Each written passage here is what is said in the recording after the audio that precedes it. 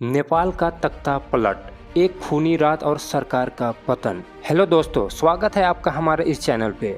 आज हम बात करेंगे एक ऐसी घटना की जो नेपाल के इतिहास को हमेशा के लिए बदल दिया गया है। नेपाल वैसे तो कहा जाता है एक छोटा सा देश, लेकिन यहाँ का लोगों का दिल और हौसला काफी बड़ा है। 9 सितंबर 2025 नेपाल का ये एक ऐसा दिन माना जाएगा जो कि रातों रात सरकार को पलट के रख दिया गया। लेकिन ये नेपाल का कोई पहला इतिहास नहीं है। इससे पहले भी 2001 से लेकर 2025 में कई बार सरकार को गिरा दिया गया इन नौजवानों के द्वारा, क्योंकि नेपाल एक ऐसा देश है जो कभी झुकने को तैयार नहीं होता है किसी के भी आगे, चाहे वो खुद की सरकार हो या फिर कहीं विदेशी सरकार। तो हम डिटेल्स के साथ समझेंगे कि नेपाल में 2001 से लेकर 2025 के बीच में ऐसा क्या हुआ है कि वहाँ पर हमेशा सरकार जो है बदलती रहती है। तो नेपाल के राजनीतिक इतिहास को हम गहरे से समझेंगे कि 2001 से 2025 तक का समय नेपाल के लिए उथल पुथल भरा रहा। राजशाही का अंत, माओवादी विद्रोह, गणतंत्र की स्थापना और बार बार सरकारें बदलना, ये सब ने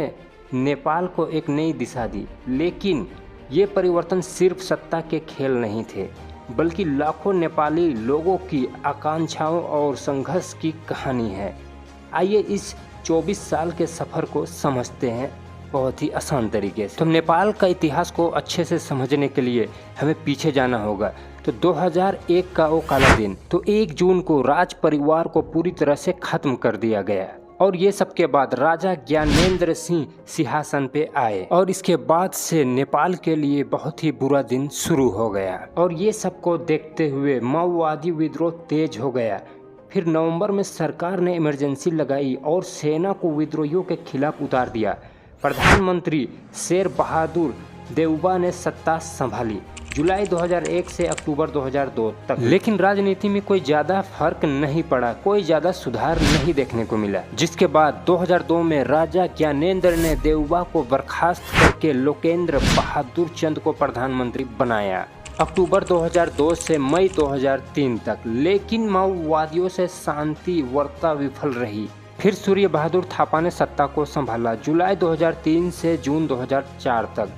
ये समय नेपाल के लिए युद्ध भरा दौर रहा। जब दुनिया तरक्की कर रही थी तब नेपाल खुद के लोगों से युद्ध लड़ रहा था। तो 1996 से चला आ रहा माओवादी संघर्ष 2006 तक चला, जिसमें 13,000 से ज़्यादा लोग मारे गए थे। और ये सब के बाद नेपाल का अर्थव्यवस्था चरमरा गया और पर्यटन प्रभावित भी हुआ। और ये सब के बाद फिर एक नया साल आता है 2005 का वो मोड़। फरवरी में राजा ज्ञानेंद्र ने आपातकाल लगाकर संसद भंग कर दी और सत्ता अपने हाथ में ले ली।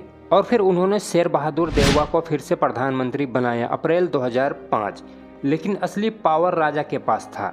ये तानाशाही कदम ने लोगों को सड़क पर उतार दिया। 2006 में दूसरा जन आंदोलन, जिसको जना आंदोलन कहते हैं, लाखों की संख्या में लोग इकट्ठा होकर विरोध किया, जिसमें नेपाली कांग्रेस, UML और माओवादियों ने एकजुट होकर राजा को घुटने टेकने पर मजबूर कर दिया। अप्रैल 2006 में संसद का बहाल हुआ और इसी बीच गिरिजा प्रसाद कोइराला प्रधानमंत्री बनते हैं अप्रैल 2006 से 2008 तक। उन्होंने माओवादियों के साथ शांति समझौता किया और राजशाही का अंत नज़दीक आ चुका था। और दोस्तों, नेपाल के लिए 2008 एक ऐतिहासिक साल बना। मई में संविधान सभा ने 240 साल पुरानी राजशाही को खत्म कर दिया और नेपाल को संघीय लोकतांत्रिक गणराज्य घोषित कर दिया। और नेपाल के लिए ये सब बहुत ही ज़्यादा मुश्किल का समय रहा है, क्योंकि हर साल कोई ना कोई नया प्रधानमंत्री चेंज होता रहा है। और फिर लोकतांत्रिक देश बनने के बाद भी नेपाल अच्छी तरह से नहीं संभल पाया। और इसी बीच 2008 में पुष्प कमल दाहाल प्रचंड पहले गणतंत्र प्रधानमंत्री बने। लेकिन उनका भी शासन अगस्त 2008 से मई 2009 तक ही रहा, क्योंकि उनकी सरकार को लोगों ने ज़्यादा पसंद नहीं किया और इसी वजह से उनकी सरकार ज़्यादा दिन तक नहीं चल पाया। और इसके बाद माधव कुमार नेपाल ने सत्ता को संभाली मई 2009 से जून 2010। फिर सरकार चेंज हो गया। इसके बाद फिर राजनीतिक गतिरोध के कारण कोई अस्थायी सरकार नहीं बन पाई। ये दौर संक्रमण काल का था, जिसमें नया संविधान बनाने की कोशिश की जा रही थी। तो दोस्तों, 2001 से लेकर 2011 तक नेपाल की सरकार ऐसे गिरती जा रही है मानो कोई क्रिकेट खेल हो रहा है, जिसमें कोई फास्ट बॉलर विकेट पे विकेट लिए जा रहा है। तो असल मायने में नेपाल की जो जनता है वो भ्रष्टाचार को जरा भी बर्दाश्त नहीं कर पाते हैं। इसी कारण से सरकार वहाँ पे गिरती जाती है। और फिर हम बात करते हैं 2011 से 2015 तक का। तो यहाँ पर बाबू राम भट्टराई सितंबर 2011 से मार्च 2013 तक ही उनका शासन रहा। फिर आया खिलराज रेग्मी जो लगभग मार्च 2013 से जून 2014 तक कार्यवाहक रहा। इन सब के बाद सुशील कोइराला जून 2014 से अक्टूबर 2015 तक ही रहा। और फिर आया इसके बाद केपी शर्मा ओली अक्टूबर 2015 से अगस्त 2016। तो ये सब ने बारी बारी से सत्ता संभाला। फिर आया 2015 जिसमें एक नया संविधान लाया गया, लेकिन ये सब के बावजूद भी अशांति बनी रही। 2017 से 2018 में शेर बहादुर देउवा फिर से लौटे जून 2017 से फरवरी 2018 तक। इसके बाद फिर ओली ने दूसरी बार सत्ता संभाली फरवरी 2018 से जुलाई 2021 तक। और इस तरह से 2021 में देउवा तीसरी बार प्रधानमंत्री बनते हैं। तो अब बात करते हैं फाइनल स्टेज पे। 2024 में ओली 5वीं बार प्रधानमंत्री बनते हैं। तो अब बात करते हैं मार्च 2024 से सितंबर 2025। तो यहाँ पर भी बीते कुछ सालों में जो नेपाल की स्थिति थी वही हाल फिर से आया है। और यहाँ पर भ्रष्टाचार, आर्थिक असमानताएं और बेरोजगारी ने युवाओं को सड़कों पे उतार दिया। सितंबर 2025 में सरकार ने सोशल मीडिया पर बैन लगा दिया, क्योंकि सरकार को बहुत सी ऐसी चीज़ों को छुपाना होता है।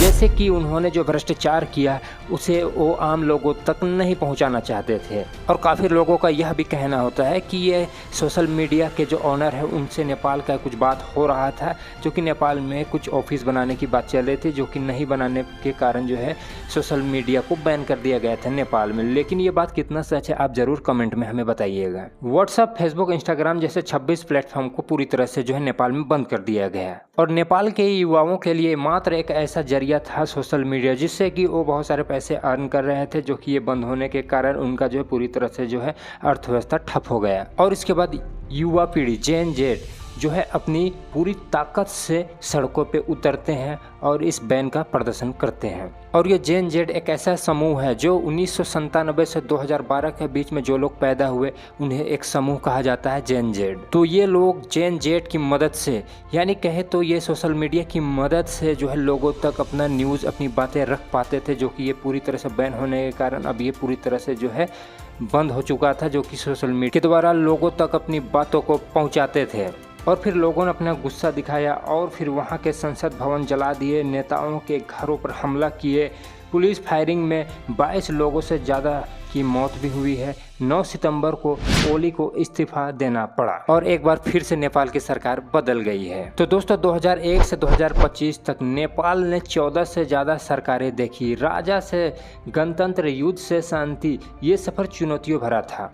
लेकिन ये सब के बाद मैं नेपाली जनता को सल्यूट करता हूँ, क्योंकि नेपाली जनता की ताकत ने बार बार लोकतंत्र को बचाया है। तो अब आपको क्या लगता है 2025 में जो नई सरकार आई है, क्या वो नेपाल की जनता की आवाज़ को सुनेगी? क्या अब नेपाल का फ्यूचर जो है सक्सेसफुल होगा? कमेंट में ज़रूर बताना। हर ये जानकारी अगर आपको पसंद आएगी तो वीडियो को लाइक ज़रूर करें, साथ ही शेयर करके हमारे चैनल को ज़रूर से सब्सक्राइब कीजिए।